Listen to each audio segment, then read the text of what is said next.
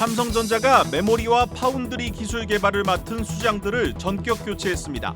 계속되는 반도체 적자 속에 미래 기술 초격차 확보를 위한 인적 쇄신에 나선 것으로 풀이됩니다. 윤석열 대통령이 올해 하반기가 한국 경제의 저력을 보여줄 중요한 변곡점이라고 말했습니다. 수출 확대를 최우선 과제로 두고 모든 역량을 쏟아 부어야 한다고 강조했습니다. 중국이 반도체의 핵심 재료인 갈륨과 게르마늄에 대한 수출을 제한합니다. 미국이 대중국 반도체 수출 통제를 강화하자 자원을 무기로 본격적인 반격에 나섰다는 해석이 나오고 있습니다.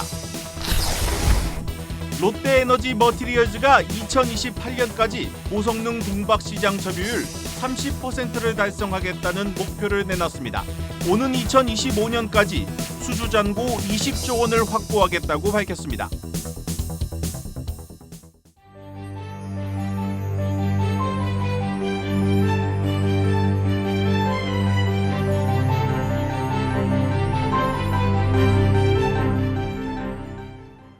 뉴스플러스 시작합니다. 우리나라의 대표 기업 삼성전자가 위기입니다. 이 주력인 메모리는 적자 늪에 빠져 있고 새로운 성장 동력인 파운드리는 절대 강자 대만 TSMC에 밀려 길을 펴지 못하고 있습니다. 위기는 분명하지만 삼성은 차세대 기술 전쟁에서만큼은 밀리지 않겠다는 각오를 다지고 있습니다. 오늘 미국 실리콘밸리에 이어 서울에서 삼성 파운드리 포럼이 열렸습니다. 이 현장에 나가 있는 취재 기자 연결해 보겠습니다. 이서우 기자. 네, 저는 지금 삼성 파운드리 포럼이 열리는 코엑스 오디토리움에 나와 있습니다. 네, 이 기자, 삼성이 앞선 실리콘밸리 포럼에서는 최초로 2나노 로드맵을 밝혔는데 오늘은 어떤 내용들이 나왔습니까? 네, 올해로 7번째를 맞는 삼성 파운드리 포럼은 삼성전자 파운드리 사업부에서 매년 최신 기술을 공유하고 고객 생태계 확장을 위해서 개최하는 행사입니다. 지난달 27일 미국 실리콘밸리에서 열렸고 오늘 한국 그리고 하반기 중에는 유럽과 아시아 지역에서 개최될 예정입니다. 반도체 적자가 심각한 상황이지만 새로운 먹거리인 파운드리 사업 확장에 대한 삼성전자의 의지를 재확인할 수 있었습니다.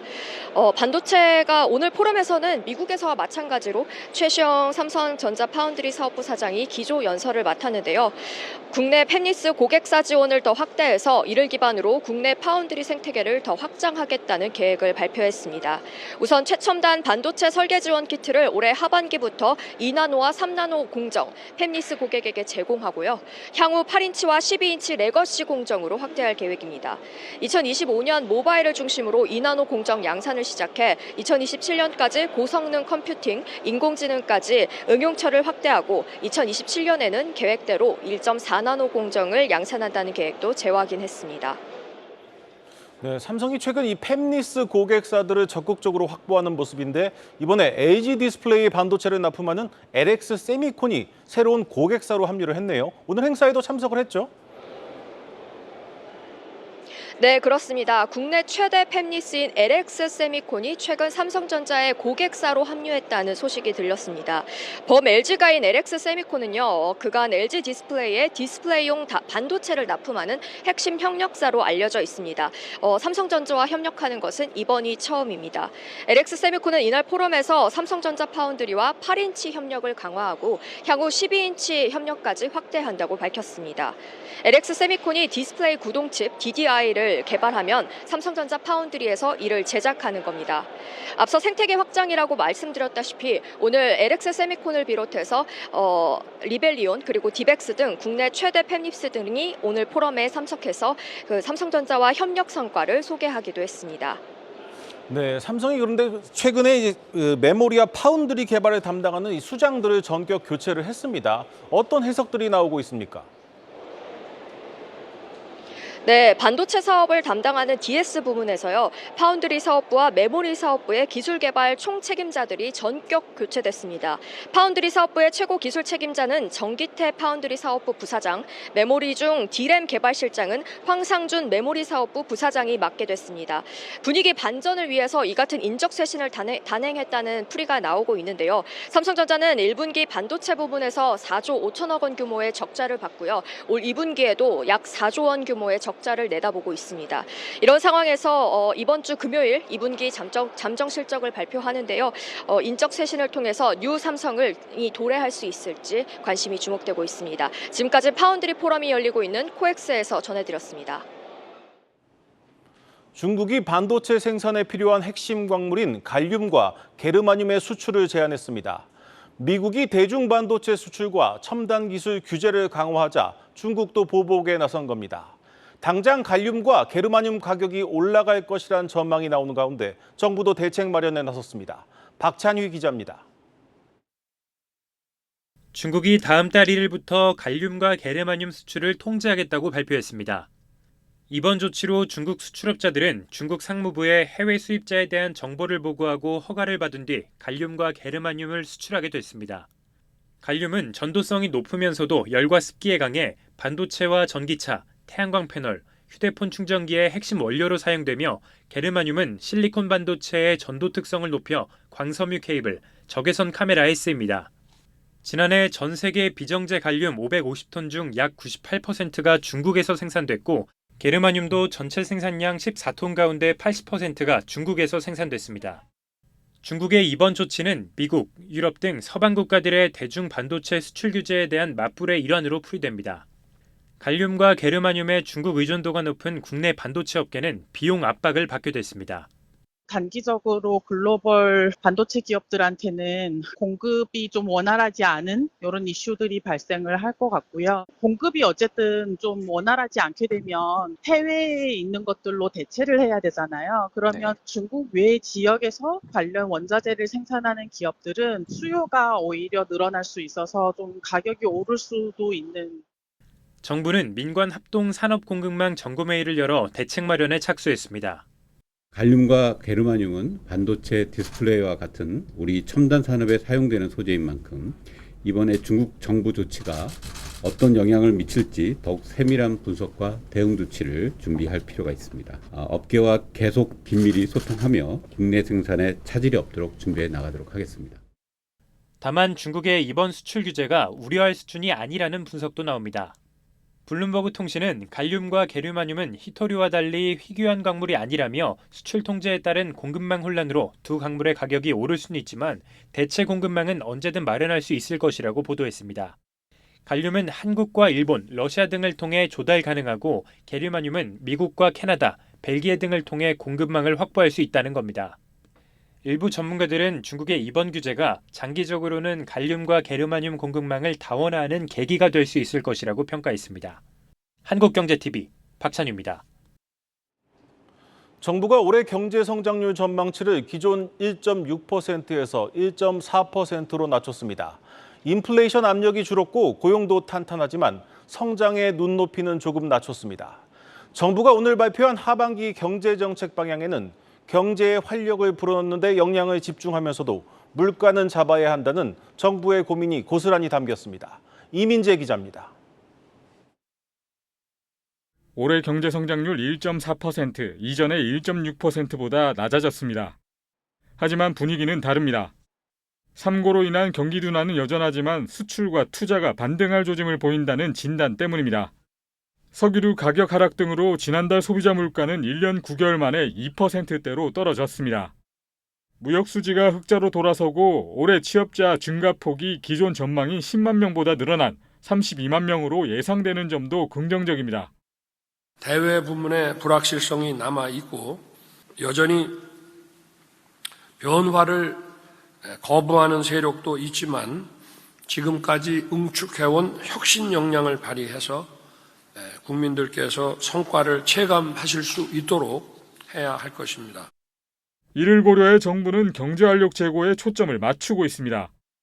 350억 달러 수주를 위해 184조 원 무역금융을 공급하고 공공기관 등에서 15조 원 이상 추가 지원을 마련해 재정 지원에 나서기로 했습니다. 현재 5년인 증여세 연부 연납기한을 연장하는 등 가업승계세제 지원을 확대하는 것 역시 눈에 띕니다. 또 물가 안정을 위해 공공요금 인상을 최대한 자제하고 식품과 외식에 대한 원가 부담을 줄이기로 했습니다. 역전세 확산을 막기 위해 집주인의 보증금 차익에 대한 반환 목적 대출에 한해 1년간 한시적으로 대출 규제를 완화하기로 했습니다. 임대차 시장 안정 및 주거비 부담 완화도 지속 추진하겠습니다. 다만 낙관하기는 이릅니다. 미국 경제가 정상화된 것이 아니기 때문에 가계부채라든지 연체율 증가 같은 것도 있기 때문에 정부도 세심하게 항상 긴장의 끈을 놓지 않고 대비를 해야 된다. 이제서야 출구가 보이고 있다는 전망이 나오지만 세수 부담, 미국 경기 둔화 등 변수가 이어지는 가운데 하반기 경제정책 방향의 실효성 여부가 시험대에 올랐습니다. 한국경제TV 이민재입니다. 오늘 정부가 발표한 하반기 경제정책 방향에 대해서 방기선 기획재정부 제1차관 모시고 자세히 들어보겠습니다. 차관님 안녕하십니까? 안녕하세요. 예. 먼저 이제 그동안 정부는 이제 상저하고라는 좀 경기 전망을 하지 않았습니까? 그런데 올해 성장률 전망치를 좀 다소 낮췄는데 그렇다면 이제 하반기가 더 나쁜 겁니까? 아니면 지금까지 좀 부진이 반영됐다고 볼 수 있겠습니까?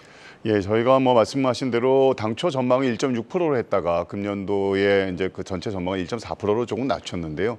1.6%로 저희가 전망을 할 때도 다른 전망 기관보다는 좀 더 객관적인 수치로 전망을 했다고 생각을 하고 있습니다.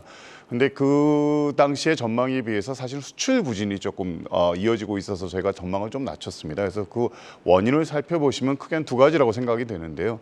하나는 세계 경제가 조금 침체가 지속이 되면서 중국이 리오프닝을 했음에도 불구하고 그게 내수 중심으로 회복세가 이루어지다 보니까 대외 의존도가 높은 우리나라 경제에는 긍정적인 영향을 미치는 그 수준이 조금 낮아진 거고요. 네. 반도체 경기 자체가 저희가 생각했던 것보다는 조금 지금 부진이 이어지고 있어서 이러한 영향을 반영을 해서 제가 한 0.2%포인트 정도 낮춰서 1.4%로 저희가 진단을 했고요. 다만 그럼에도 불구하고 사실 상반기에 비해서는 하반기가 한 2배 수준 정도로 성장률이 높을 거라고 생각을 합니다. 저희가 나눠서 생각해 보면 상반기가 한 0.9%, 그다음에 하반기가 한 1.8% 정도 성장을 해서 최종 1.4%로 성장을 할 것으로 전망을 하고 있는 상황입니다. 네, 여전히 이제 하반기가 더 나아질 것이다 이런 기대를 말씀하셨는데 그렇다면 하반기 우리 경제에 좀 활력을 불어넣기 위한 이번 경제정책 방향에서 가장 중점을 둔 부분은 무엇입니까?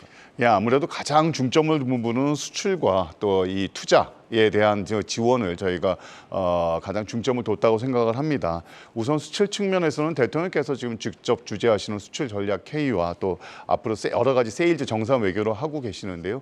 이러한 활동 등을 통해서 저희가 350억 불 해외 수주 달성에도 최선의 노력을 다할 것이고 또 그 이외에도 투자의 촉진을 위해서 저희가 기업들의 그 시설 자금을 26조 원 공급을 할 예정이고요.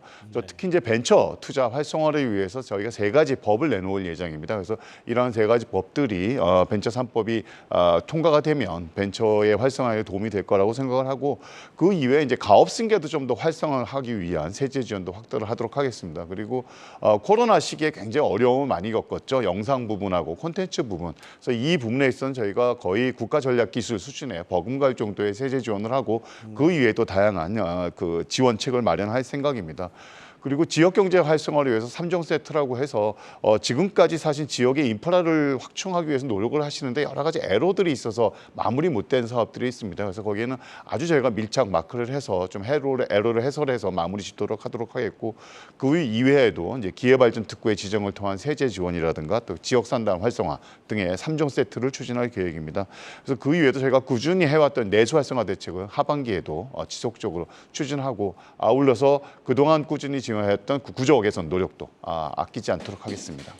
네, 이번에는 좀 국민들이 관심 많은 세금 얘기 한번 해보겠습니다. 당초 정부가 이제 종부세 공정시장 가액 비율을 높일 것이다 이런 전망도 있었는데 이번에 동결을 했습니다. 이 종부세 정상화 기조를 이어가겠다는 뜻으로 해석하면 되겠습니까? 예, 그렇습니다. 사실 종부세의 경우에는 지난 5년간 사실 거의 8배, 한 10배 정도 가까이 그 징수액이 늘었습니다. 어떻게 보면 좀 징벌적인 수준의 저희가 세제가 됐다고 생각을 하고 있습니다. 그래서 작년에 사실은 이것을 이제 2020년도 수준으로 낮추겠다라고 저희가 정부가 천명을 하고 여러 가지 노력을 했습니다만 사실 국회에서 법 개정이 안 돼서 저희가 법이 허용하는 범위 내에서 최저 수준의 종부세 징수를 위해서 공정시장 가액 비율을 60%로 한 것입니다. 그럼에도 불구하고 사실 작년에 징수액을 보면 20년보다는 거의 2배 이상 높은 수준으로 징수가 됐고요. 네. 금년도에 저희가 종부세를 다시 20년 수준으로 낮추겠다는 것을 약속을 지키기 위해서 저희가 그 공정 공시지가도 좀 떨어지고 현실화율도 좀 떨어졌습니다만은 이 공정가액 비율을 60% 정도로 해야 20년도에 세부담이 되기 때문에 저희가 60% 수준을 유지하게 됐다는 걸 말씀드리고요. 만약에 지금 현재 뭐 주거비 부담도 크고 또 역전세 현상도 생기는 그런 상황에서 보유세 부담을 좀 더 강화를 하게 된다면 이것이 결국은 뭐 세입자라든가 같은 서민분들한테 부담으로 전가될 가능성이 높기 때문에 저희가 보유세 부분에 있어서는 앞서 앵커님께서 말씀하신 대로 종부세를 좀 더 낮추는 방향을 유지하게 됐다고 말씀을 드리겠습니다. 네, 말씀하신 그 역전세 부분도 한번 여쭤보겠습니다. 이 보증금 반환 대출에 대해서 DTI 60%를 적용하기로 했는데 일부에서는 뭐 모럴 해저도 우려도 나오는데 뭐 이거에 대한 보완책도 좀 담겨져 있습니까? 예, 요즘 사실 역전세 문제 때문에 많은 분들이 심려가 크신 걸로 알고 있고 정부도 그거에 대해서 사실 다양한 고민을 이루어왔습니다. 근데 이 사실은 지금 현재 보증금이 반환되지 않으면 결국 피해를 보는 분들은 세입자인 분들이 피해를 보시게 되거든요. 그래서 DSR 40%를 묻게 되면은 사실은 그 임대인이 그거를 전세 보증금을 반환하는 데 좀 어려움이 있어서 저희가 이 전세 보증금을 반환을 위한 필요한 경우에 국한해서 아주 한시적으로 1년만 요거를 지원을 해두기로 한 겁니다. 그래서 근데 많은 분들이 염려하시는 것처럼 이게 다른 목적으로 혹시 사용되지 않겠느냐라는 걸 위해서 저희가 새로운 계약서와 과거의 계약서도 확인을 하고요. 그다음에 역전세 차액분만 좀 지원을 하도록 하고 그 경우에 따라서는 후속 세입자를 못 구하실 경우도 있지 않겠습니까? 그럴 경우에는 사실 일단은 전세 보증금을 빌려드리되 이 전입 여부를 은행에서 주기적으로 확인을 해서 만약에 전입이 되시면 전세 보증금에 대해서 대출되는 또 돌려드리게 되고요. 그다음에 대출되는 반환 자금을 이 세입자 계좌로 직접 드립니다. 그렇기 때문에 이게 다른 용도로 사용되지 않도록 또 하나의 안전 장치를 구했고요. 그 이외에도 사실 만약에 저희가 주기적으로 점검을 하다가 타용도로 좀 유용이 된다 하는 경우에는 전액 회수할 방침으로 모랄 해저들을 방지하기 위한 여러 가지 안전 장치를 마련했다는 걸 말씀드립니다. 네, 알겠습니다. 앞서서 언급을 잠깐 하셨는데 그동안 중소기업인들이 계속해서 요구했던 사안입니다. 이 가업 승계 시 증여세 완화도 추진을 하는데 이런 부분 구체적으로 어떤 방향으로 추진할 계획이신지요? 예, 뭐 여러분은 잘 아시는 것처럼 현재 이제 중소기업, 중견기업을 이끄시는 CEO들이 많이 고령화돼 가시는 경우죠. 그래서 생전에 좀 가업을 승계를 하는 것이 필요하다라는 그 목소리가 굉장히 큽니다. 그래서 현장에서도 많은 건의 사항이 있었고요. 저희가 지금 생각하는 건 일단은 연부연납이라고 그랬어요. 이 증여세를 나눠서 내시는 것이 있는데 이게 현재 5년까지 나눠서 내실 수가 있습니다. 그래서 그걸 20년까지 더 쪼개서 좀 나눠서 내실도록 저희가 세법을 고칠 생각이고요. 그다음에 10%의 저율 과세를 적용하는 부분이 현재는 60억까지 돼 있습니다. 이거를 300억으로 넓혀드리도록 하겠고 그 이외에도 사실 업종 변경의 범위를 중분류에서 대분류로 바꾸려고 하고 있는데요. 그동안 사실은 굉장히 뭐 세세 분류부터 작은 분류에 대해 이제 중분류로 저희가 바뀐 건데 예를 들면은 금속 수도꼭지를 만드신 분이 이거를 플라스틱 수도꼭지로 만들려고 그러면 이게 중분류의 범위를 벗어납니다. 그렇기 때문에 가업 승계하는데 좀 어려움이 있으셔서 이번에 이러한 경우를 감안을 해서 대분류까지 확대할 예정으로 있습니다. 네. 다음으로 이제 이번 경제정책 방향의 내수 활성화를 위해서 뭐 대규모 할인 행사, 뭐 관광 활성화 대책이 담겼습니다. 근데 이게 지난해 3월 말 발표한 대책과 좀 별로 다르지 않다는 이런 지적도 있는데 지금 뭐 여행 수지 적자가 상당한데 좀 특단의 대책이 좀 필요한 건 아닙니까? 예, 저희가 3월 달에 마련한 그 내수 활성화 대책은 사실 상반기에 소비 진작을 하기 위한 분위기 조성을 위해서 저희가 시작을 한 거고요. 이번에 하경정에서 마련하는 것은 이 상반기에 조금 회복됐던 소비가 하반기까지 지속적으로 연결이 될 수 있도록 하는 추가 보완책을 마련하는 정도라고 생각을 하시면 될 것 같습니다. 그래서 동행 세일이라든가 또 코리아 세일 페스타 같은 대표적인 그 소비 이벤트들, 그 이벤트들 역대 최대 규모로 저희가 추진할 계획이고요. 그다음에 여행 비수기인 11월 달에 숙박 쿠폰들을 추가 발행을 해서 여러분들께서 좀 낮은 가격으로 숙박을 하실 수 있도록 하고 그리고 몇 개의 도시에서 지금 야간 관광을 추진하고 있습니다. 그래서 야간 관광과 연결을 해서 저희가 KTX 할인도 하도록 하겠습니다. 그리고 여행 수지 회복을 위해서는 이 방한하시는 외국인 관광 유치를 위해서 저희가 한 7, 8월 중에 약 700장 규모의 방한 항공권 증정 행사도 마련할 계획이 있습니다. 네, 앞서서 이 경기 하반기 경제 활성화를 위해 여러 대책들을 말씀하셨는데 이 적극적인 이 재정 지원으로 좀 풀어야 한다 이런 목소리도 있습니다. 야당 역시 계속해서 뭐 추경을 하자는 입장인데 정부는 이제 여전히 쓸 곳만 쓰고 재정을 탄탄히 하자 이런 기조를 유지하는 겁니까? 예, 그렇습니다. 우선 첫 번째로 생각을 해보실 게 사실 제가 모두에 말씀드린 것처럼 하반기에 나면 경기가 좀 나아질 거라고 보기 때문에 저희는 경기 부양용의 추경이 필요하다고는 생각을 하고 있지 않습니다. 그리고 또 한 가지는 지난 5년간 보시면은 한 600조에서 1000조로 국가 채무가 한 400조 정도 늘어났습니다. 지금 현재 사실 세수가 조금 부족한 상황에서 추경을 한다면 그 추경하는 규모 이상으로 사실은 국가 채무를 더 부담을 해야 되는 문제가 생깁니다.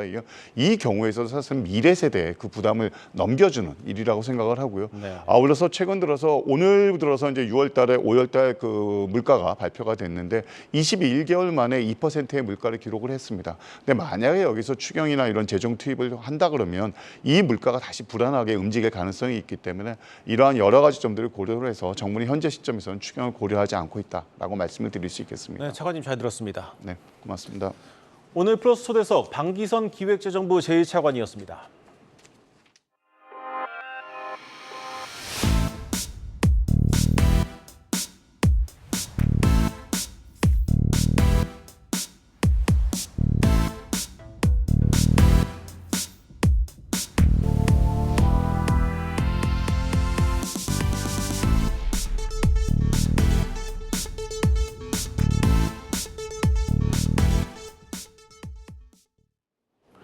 지난 3월 롯데그룹의 식구가 된 롯데에너지 머티리얼스가 오늘 출범 이후 첫 기자간담회를 열었습니다. 본격적으로 수요가 증가하고 있는 고성능 고품질의 동박을 앞세워 글로벌 1위로 도약하겠다는 야심찬 목표를 내놨습니다. 이지호 기자입니다. 롯데에너지 머티리얼스가 내세우는 무기는 기술 초격차. 이제 막 시장이 열린 고성능 하이엔드 동박을 앞세워 글로벌 1위를 달성하겠다는 포부입니다. 하이엔드 시장은 가격보다는 고품질, 공급 안정성이 중심이 되는 테크 리딩 시장입니다. 저희에서는 하이엔드 수요 대응이 가능한 동박 기업 중 가장 뛰어난 기술력을 보유하고 있습니다. 롯데케미칼은 지난 3월 일진 머티리얼즈를 인수한 후 롯데에너지 머티리얼즈로 사명을 바꿨습니다. 일진 머티리얼즈는 세계 4위 동박 업체로 국내 최초로 동박 국산화에 성공했습니다. 전기차 성장세에 배터리 핵심 소재인 동박 수요가 커질 것으로 예상됐지만 올해 1분기 실적은 부진했고 2021년 11월 14만 8천 원에 달하던 주가 역시 현재 4만 원대로 뚝 떨어졌습니다. 동박을 만들 때 대규모 전력이 필요한데 국내 전기료가 크게 뛴 영향입니다.